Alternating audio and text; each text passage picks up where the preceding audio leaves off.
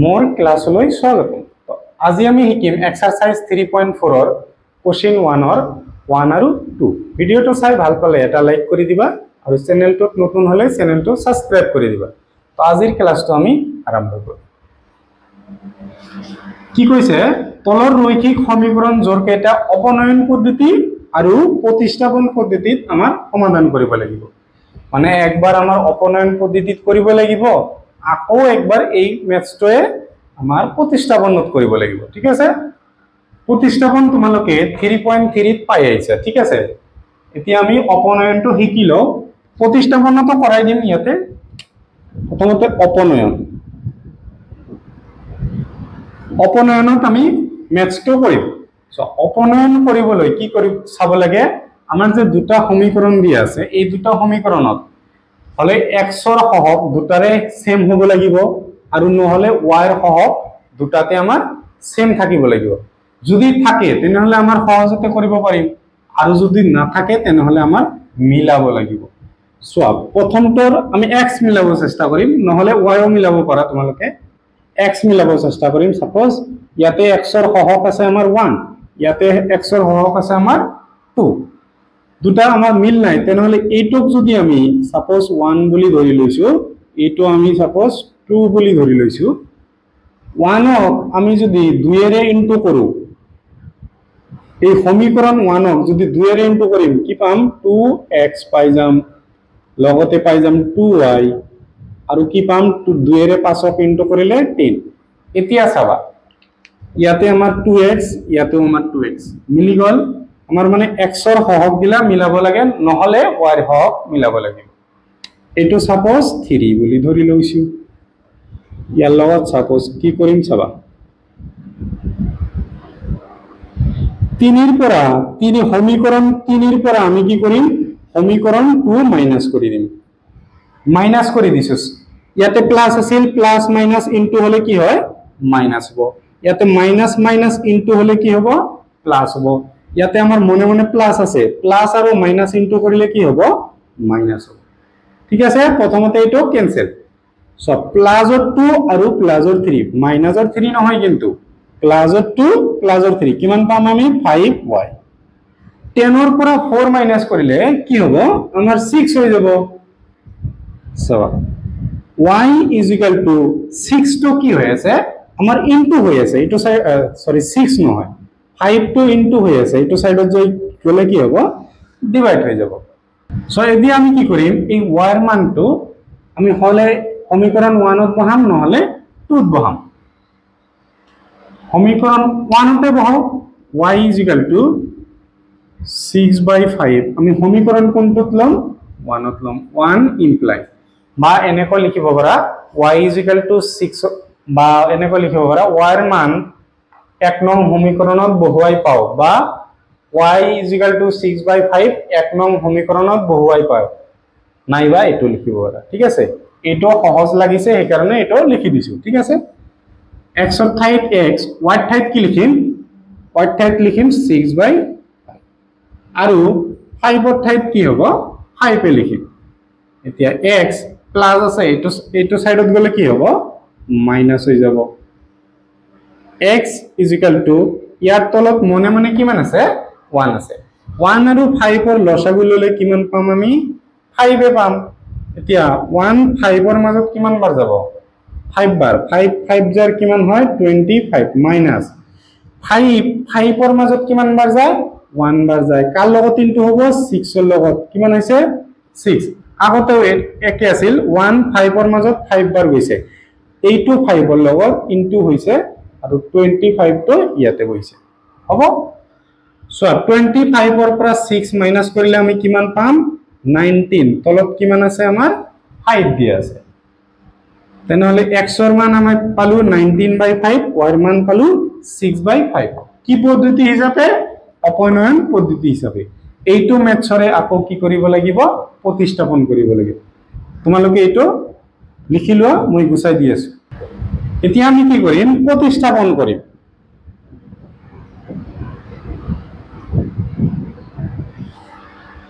So প্ৰতিস্থাপনত কি কৰিব লাগে, হলে x নহলে y আমাৰ উলাই লব লাগে। 1 ৰ পৰা আমি x ওলাই লও suppose x is equal to plus or y আছে এটো সাইডত গলে কি হ'ব আমাৰ মাইনাস y হ'ব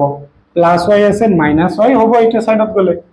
এটো আমি সাপোজ ধৰি ললো 3 নম্বৰ এতিয়া x ৰ মান আমি কোনটোত বহাম 2ত বহাম x is equal to কিমান আছে 5 minus y 2 implies বা এনেকৈ লিখিব পাৰা x ৰ মান 2 নং সমীকৰণত বহুৱাই পাও নাইবা এনেকৈ লিখিব পাৰা 2 আৰু 3 নং সমীকৰণৰ পৰা আচ্ছা 2 নম্বৰত বহাইছো যেহেতু 2 x ৰ ঠাইত কি বহিব 5 minus y আৰু বাকিখিনি সেম থাকিব 3y is equal to 4 এতিয়া 2 ৰ লগত একবাৰ 5 ৰ ইনটু হ'ব কিমান হ'ব 10 মাইনাস 2 ৰ লগত কাৰেন্ট হ'ব y ৰ লগত 2y minus or 3y is equal to 4 এতিয়া চাবা এই দুটাতে আমাৰ কি দি আছে মাইনাস দি আছে দুটাই মাইনাস থাকিলে আমাৰ সংখ্যা দুটাৰ কি কৰিব লাগে প্লাস কৰিব লাগে তেনেহলে 2 আৰু 3 কিমান পাম আমি 5 পাম আগতে কি হ'ব মাইনাস y এটো সাইডত আছিল 4 প্লাস অর 10 আছে এটো সাইডত কি হ'ব মাইনাসৰ হ'ব minus 5y is equal to 4 ৰ পৰা আমাক 10 মাইনাস কৰিব দিছে আমি নোৱাৰো কি কৰিম 10 ৰ পৰা 4 মাইনাস কৰিম কিমান পাম 6 10 ৰ আগত মাইনাস আছে মাইনাস বহাই দিলো এতিয়া y is equal to minus 5 y ৰ লগত ইনটু হৈ আছে এটো সাইডত যাই কি হ'ব ডিভাইড হ'ব তো এটো ক্যান্সেল আমি কি পালো y is equal to পালো 6/5 y is equal to 6/5 পালো এতিয়া আমি x ৰ মান উলিয়াব লাগে x ৰ মান আমি 3 ত বহাই দিম y is equal to কি হ'ব y is equal to আছে আমাৰ 6/5 কিমান 3 implies 3 নং সমীকৰণত বহুৱাই পাও x is equal to 5 minus 6/5 লসাগু কিমান হ'ব আমাৰ ইয়াতে মনে মনে কিমান আছে 1 আছে 1 আৰু 5 ইনটু কৰিলে কি হ'ব 5 হ'ব 1 5 ৰ মাজত 5 বাৰ কাল লগত ইনটু হ'ব 8 to 5 কিমান পাম 5 into 5 25 মাইনাস এতিয়া 5 5 ৰ মাজত কিমান বাৰ যাব 1 বাৰ যাব 1 ৰ লগত কাৰ ইনটু হ'ব 8 to 6 1 আৰু 6 ইনটু কৰিলে 6 পাম x is equal to 25 ৰ পৰা 6 মাইনাস কৰিলে কি হ'ব আমাৰ 19 তলত আহিব কিমান আমাৰ 5 x ৰ মানো পালো আমি y ৰ মান আগতে উলাইছিলো হ'ব ভিডিওটো পজ কৰি লিখিলো নাও কোশ্চেন 2 তামাক সো কোশ্চেন 2 তামাক দি আছে 3x + 2y = 10 আৰু দি আছে 2x - 2y = 2 আমি প্ৰথমটো 1 দ্বিতীয়টো 2 বুলি ধৰি লৈছো প্ৰথমতে আমাৰ কি কৰিব লাগিব আমাৰ অপনয়ন কৰিব লাগিব অপনয়ন কৰিবলৈ আমাৰ কি হ'ব লাগে হলে x ৰ কোএফিচিয়েন্ট আমাৰ একে থাকিব লাগে নহলে y ৰ কোএফিচিয়েন্ট আমাৰ একে থাকিব লাগে সো ইয়াতে x ৰ আছে 3 ইয়াতে আছে 2 ইয়াতে আছে y ৰ কাৰণে 4 ইয়াতে আছে আমাৰ 2 আমি কেনেকৈ মিলাম এইটো যদি আমি 2 এৰে ইনটু কৰো কি আহিব 4x মাইনাস এটো কি আহিব 4y 2 ইয়াতে 4 আহি গল ইয়াতে 4 আছে হ'ব মিলি যাব আমাৰ কি কৰিম আমাৰ 2 নং সমীকৰণক কি কিহেৰে ইনটু কৰিম 2 এৰে ইনটু কৰিম ঠিক আছে নাইবা তোমালোকৰ সাৰে এনেকে বুজাব পাৰে তোমালোকৰ সাৰে যেনেকে বুজাই এনেকে বুজাব পাৰে যে 1 নং সমীকৰণত তুমি x ৰ লগত জি আছে এটো যে ইনটু কৰি দিয়া 1 নং সমীকৰণত x ৰ লগত জি আছে এটো ইনটু কৰি দিয়া কি হ'ব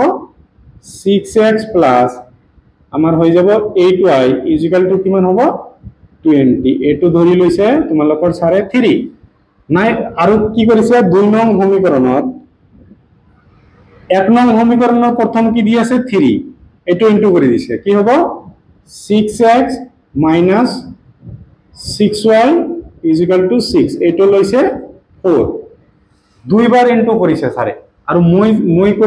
কৰিলে হয় কি কৰিলে হয় জাস্ট ইয়াতে 2 ইনটু কৰি দি কৰিলে হয়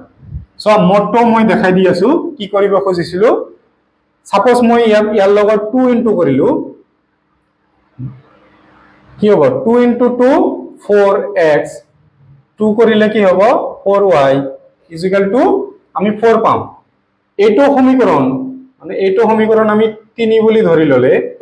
3 আৰু 1 ৰ পৰা আমি সলভ কৰিব পাৰিলো হয় ঠিক আছে আমাৰ ডাবল ইনটু নকৰিলেও হ'ব এইটোত আমি নকৰো ডাবল ইনটু আমি নকৰো ঠিক আছে যেটো সহজ লাগিব হেটোই আমি কৰিম 3 ৰ পৰা কি কৰিম ইয়াতে কৰি দিছি 3 ৰ পৰা আমি 1 মাইনাস কৰিব নালাগে জাস্ট প্লাস কৰি দিলে হ'ব মাইনাসও কৰিব নালাগে জাস্ট প্লাস কৰিলে হ'ব কি আছে 3x plus or 4y = 10 plus কৰি দিম 3 প্লাস আমাৰ কিমান আছে সমীকৰণ 1 প্লাস কৰিলে প্লাস প্লাসত কি হয় প্লাস হ'ব প্লাস প্লাস ইনটু কৰিলে কি হ'ব প্লাস হ'ব ইয়াতে মনে মনে প্লাস আছে প্লাস প্লাসে প্লাস সো 3 আৰু 4 প্লাস কৰিলে কি হ'ব 7x মাইনাসৰ 4 প্লাসৰ 4 আমাৰ ক্যান্সেল হৈ যাব ঠিক আছে ইয়াতে কিমান পাম 4 আৰু 10 14 পাম x = 14